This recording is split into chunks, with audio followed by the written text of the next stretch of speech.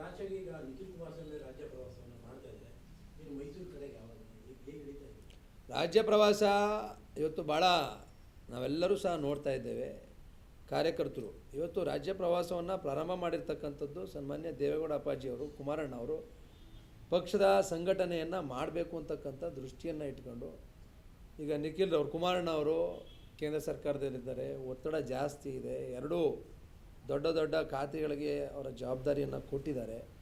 ಆ ಸಂದರ್ಭದಲ್ಲಿ ನಿಖಿಲ್ರವರು ಇವತ್ತು ಇಡೀ ರಾಜ್ಯವನ್ನು ಸುತ್ತಿ ಇವತ್ತು ಪಕ್ಷವನ್ನು ಕಟ್ಟಬೇಕು ಅಂತಕ್ಕಂಥ ನಿರ್ಧಾರವನ್ನು ಮಾಡಿದ್ದಾರೆ. ಎಲ್ಲ ಕಡೆ ಹೋದಂಥ ಎಲ್ಲ ಕಡೆಯೂ ಸಹ ಭಾಳ ಅದ್ಭುತವಾದಂಥ ಪ್ರತಿಕ್ರಿಯೆ ವ್ಯಕ್ತವಾಗ್ತಾ ಇದೆ. ನಮ್ಮ ಕಾರ್ಯಕರ್ತರು, ನಮ್ಮ ಪಕ್ಷದ ಮುಖಂಡರುಗಳು ಅವ್ರ ಜೊತೆ ಇಂಟ್ರ್ಯಾಕ್ಷನ್ ಮಾಡ್ತಾ ಇದ್ದಾರೆ.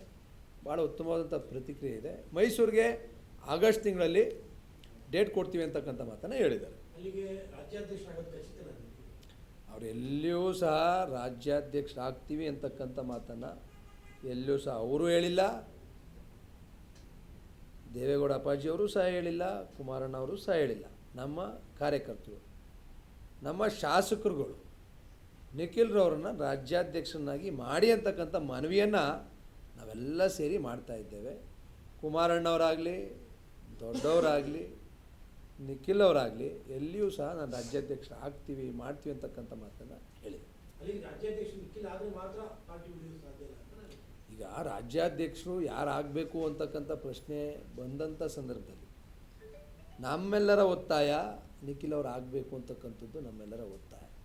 ಇವತ್ತು ಸನ್ಮಾನ್ಯ ದೇವೇಗೌಡ ಅಪ್ಪಾಜಿಯವರು ಕಟ್ಟಿರ್ತಕ್ಕಂಥ ಪಕ್ಷ, ಕುಮಾರಣ್ಣ ಅವರು ಅದನ್ನ ಉಳಿಸಿ ಬೆಳೆಸ್ಕೊಂಡು ಇಲ್ಲಿ ತನಕ ಕಾಪಾಡ್ಕೊಂಡು ಬಂದಿರತಕ್ಕಂಥ ಪಕ್ಷ.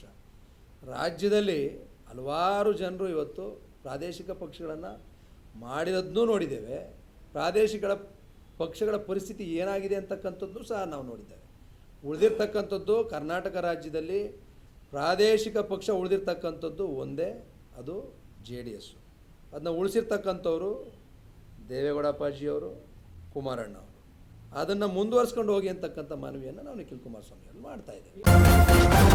ನ್ಯೂಸ್ ಫಸ್ಟ್ ನಿರ್ಭೀತಿಯಿಂದ ನಿಮ್ಮ ಪರವಾಗಿ.